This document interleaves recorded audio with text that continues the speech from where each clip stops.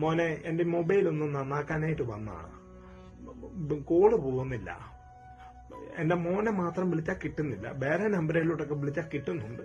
ഒന്ന് നോക്കാവോ? നോക്കാം. പേരെങ്ങനെ സേവ് ചെയ്തേക്കുന്നത്? അവന്റെ പേര് വിവേക്. വിവേക് എന്ന് അതിൽ എഴുതി വെച്ചിട്ടുണ്ട്.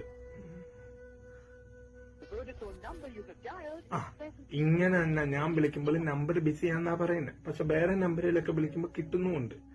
അയൽവക്കക്കാരെയൊക്കെ വിളിച്ചാൽ സംസാരിക്കാൻ പറ്റുന്നുണ്ട്. മോനെ മാത്രം വിളിച്ചിട്ട് കിട്ടുന്നില്ല. കംപ്ലൈന്റ് ആണോ ഫോണിന്റെ? ഇത് ഫോണിന്റെ കംപ്ലൈന്റ് അല്ല, കോള് ചെല്ലുമ്പോഴത്തേക്ക് അവര് ബിസി ആക്കി വിടുന്നതാണ്. മോന്റെ നമ്പറിൽ നിന്നൊന്ന് വിളിക്കാവോ അവനെ?